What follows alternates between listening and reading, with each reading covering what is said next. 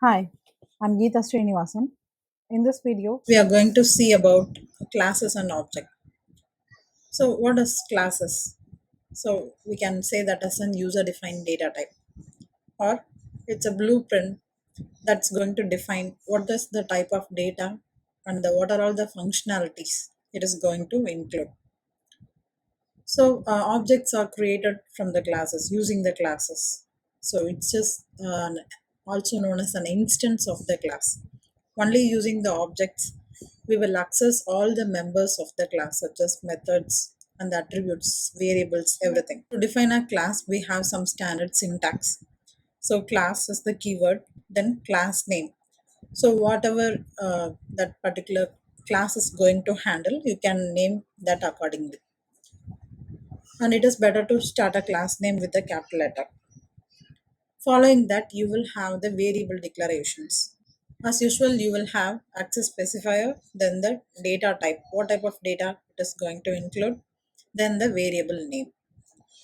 Following it is just to represent that you can represent a variable in this format. It can have multiple variables, multiple data types, each variable of different data types. Following the variable declaration, you can have the method declarations. So to declare a method, we will first include the access specifier, then the return type, which is nothing but the data type, what type of data that particular method is going to return, then the method name, whatever it is going to handle. According to the process, you can name it. Inside the method name, we'll have some parameters. If you want to pass any values to the method, first you have to include the data type, then the variable name. Then it will have the whatever process you have to include, you can include in that, which will define the behavior of an object. So next thing we are going to see what is an object and how to create an object. So now inside the class, we have various attributes and various member functions. To access all the attributes and the methods, we have to create an object. Only with the help of the object, we are going to access each and every member inside the class. To do that, we have a specific syntax. First, we have to include the class name, then the object name, whatever you want to name it, you can give that. Following that, you have the new keyword, then the class name followed by the open and close parenthesis, which is nothing but a constructor. So the new keyword is used to allocate memory at runtime. So now when you want to create an object for a particular class, you have to follow this syntax. If you see below, you can see an example of creating an object. So student, if it is a class name, then I'm going to create an object s1 equal to new, then student followed by parenthesis, which is not a simply a class name, which is going to be the constructor. This portion is going to be the constructor. So, and then if you want to access the variables and methods inside the class, we have to use the created object and then access the members inside the class.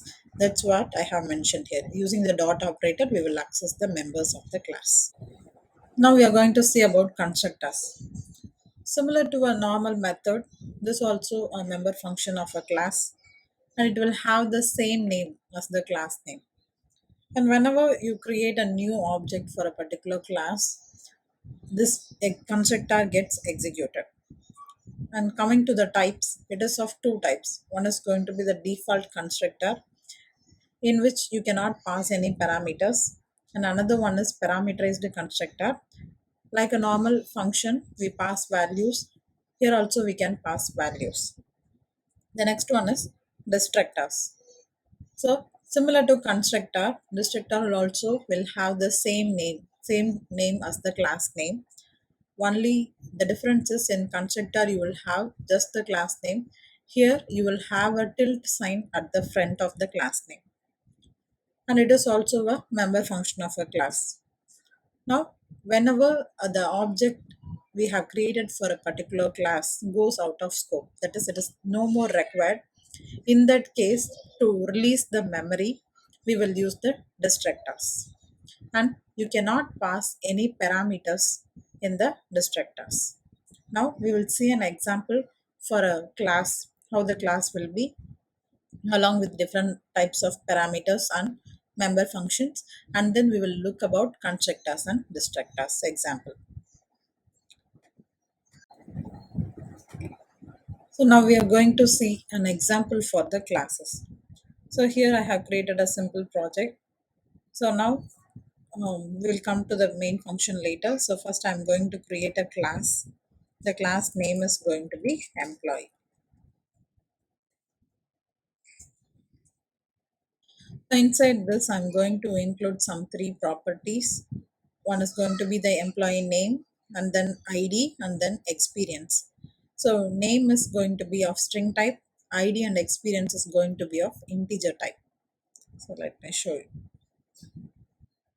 So now inside this, I'm going to include a method. So here I'm going to create a method, and the method name is going to be set employee details. Since this particular method is going to take some three parameters, so the name, ID and the experience. And then now whatever value I receive in the variables, I'm going to assign to the variables declared above, that is the employee ID, experience and employee name. So,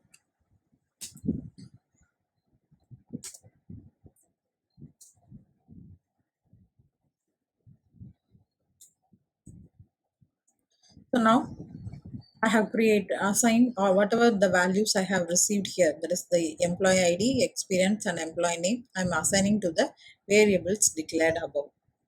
So now to display all the values, I'm going to include another method, and that particular method is going to be the display method, L method. So in this method, I'm going to display all the values we received. That is the ID, employee name, and then the experience.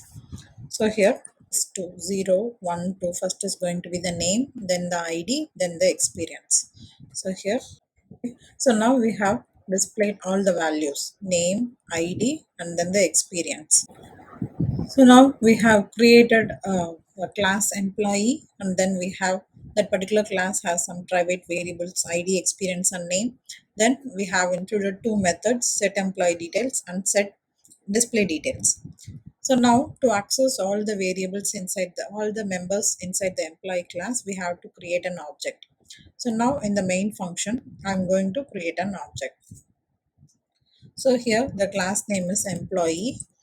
So first I'm following the syntax to create an object. Now class name, emp is going to be the object name, new keyword, then the constructor. So now I'm going to set the values using the set employee detail method. So I have to use the object which is emp dot, the method name is set employee details. Inside this, it takes some three values, so I have to pass three values. First one is going to be the ID and then experience, so I'm entering some random values. So first two is of integer type, so and then I'm entering the experience as 5. Then I'm going to give my name which is that. So now I have passed three values. So once I have passed all using the object, I'm calling the method set employee details and passing the values 1 to 5, 6, 5 and Geeta as the employee name. Now again I'm going to call another method. So here to call another method, again I have to use the object. Here to display all the values, I have the display detail method. I'm going to call that particular method. So now first when we call the set employee details method and pass three values, the values which we passed here 1 to 5, 6 will be passed to the employee ID and 5 to the experience, and name is going to be Geeta details method. I'm again using the object and calling the method display details. So here When I call the method, previously we have assigned all the values. All those value will be in the employee name, ID and experience, and we are just going to print all the values. Now let us run and see the output.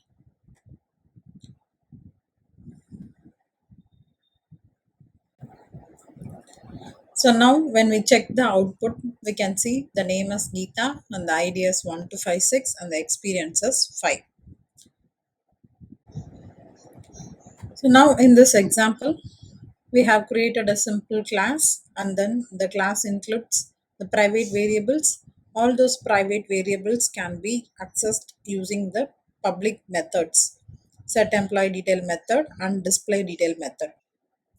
And then here in main function, we are creating object for the employee class, and using that particular object I call the method set employee details and I pass the values. Once I call the method, these particular method gets executed, and the values which I passed to the respective values is assigned to the private variable. And then now I'm calling the display detail method. So this portion gets executed, and it will display the employee name, ID and experience in the respective position.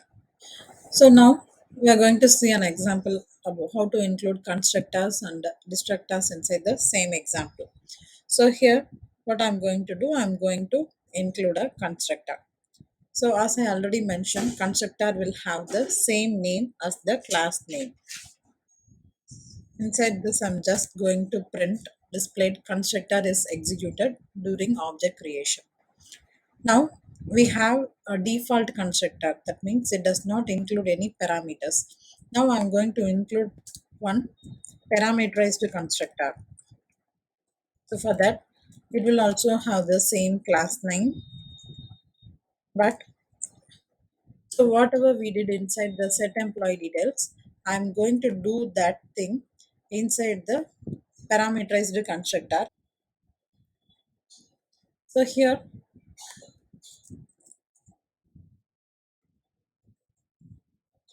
so now we have a parameterized constructor. So instead of set employee details, a separate method, we can do all those things we have done in the particular method inside the parameterized constructor itself. So it accepts some three parameters as we did before, and whatever values I receive, I'm assigning to the private variables declared in the class. Now I'm going to remove this particular method. So now we have created the parameterized constructor. Now I'm going to include a destructor. So to do that, it also has the same name as the class name, but instead of, but here it will have the tilde sign at the front. Inside this, I'm going to include just a display. This I'm just displaying executed during object deletion. So now we will have the same display details method, no need to make any changes. So now in the main function, so previously we had set employee details method, but now we don't have, that's why we get an error. So here I'm creating object for that employee class, which is going to be the EMP. Now again I'm going to create another object, and the object name is EMP1, and I'm passing the values for the parameterized constructor, and then I'm calling the display detail method using the object EMP1. So when I create the object EMP, here we have the constructor, empty constructor, that is default constructor. So this particular constructor gets executed, and it will just display constructor is executed during object creation. Then we have created another object EMP1. Now the parameterized constructor gets executed. So here we will receive 12565 and Geeta in the employee ID, experience and employee name, and that will be assigned to the private variables. Now when I call EMP1 dot display details, we have already assigned values only using this particular object. So now I have to call this particular display detail methods using emp1. So when I call this method, all the values that assigned to the private variables will be displayed here. Now let us check the output. So now when we check the output, here you can see first we call the empty constructor or default constructor gets executed. So we'll receive the message constructor is executed during object creation. And then we call the display detail methods using the new object emp1. So we receive all the three values: employee name, id, and the experience. So now so now let us check what happens when we call the display detail methods using the object emp. So instead of emp1, I'm assigning the using the object emp. I think you might have made a guess, but let us show you the output. So now when we check here again, we received the constructor is executed during object creation. After that, here when we call the display detail method using the emp object, we didn't receive any values because using emp1 object only we have created the parameterized constructor. We passed all the values and assigned it to the private variables. But now we used the emp object and called the display detail methods. That's why we didn't get any value here. In C#.NET, whenever there is a need for memory release, the destructor is called automatically. But when we want to call the destructor, we have to use the garbage collector. So that's all about destructors. So now we are going to see some important points about static members. The members of a class such as variables and methods can be declared static using the static keyword. And once the members such as variables and methods are declared static, we can access them without using the objects. And the methods, the static methods can access only the static variables. It cannot access the normal variables. But the non-static method can access both the static as well as the normal variables. Even if there are many objects for a particular class, the static members will retain its state, or it will retain its value. We will understand better about this once we see an example. Now we are going to see an example for the static member.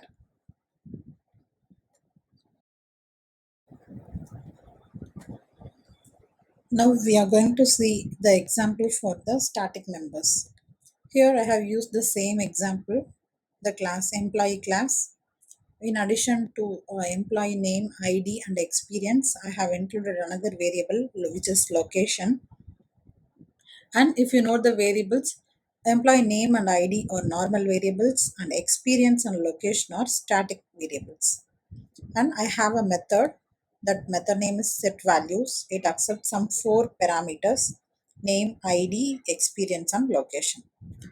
In this method, I'm just whatever value I receive from the user, I'm assigning that to the local variables. So next I have a static method.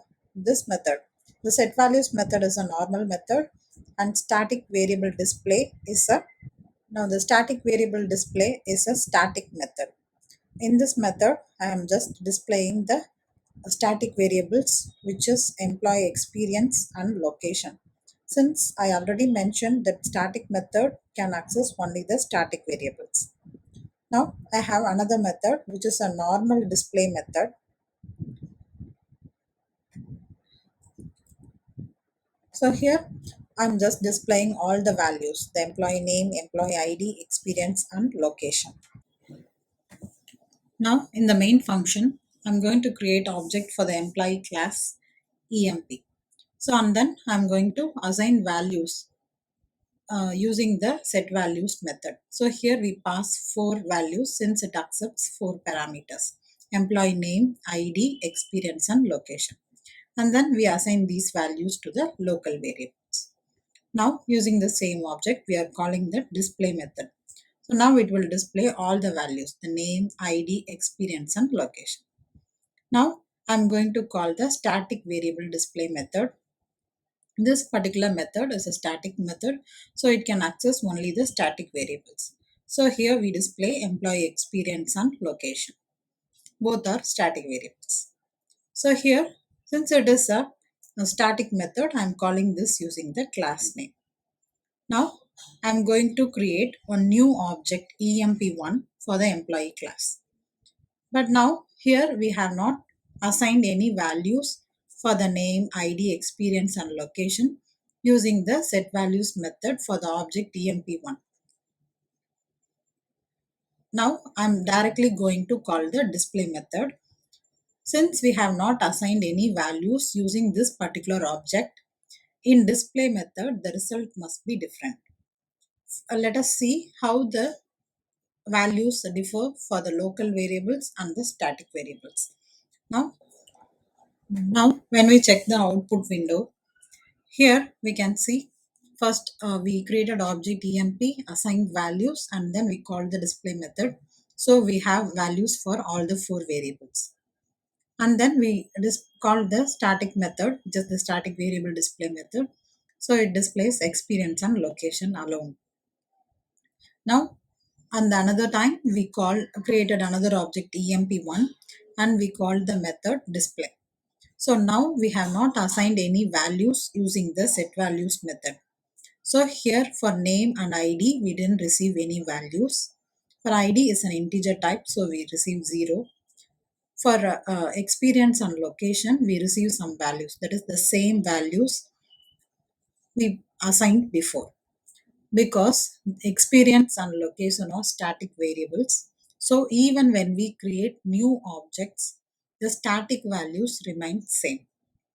This is what I mentioned while explaining about the static members. And that's all about this video. If you like the video, subscribe to my channel Programming Info by GS. Thank you.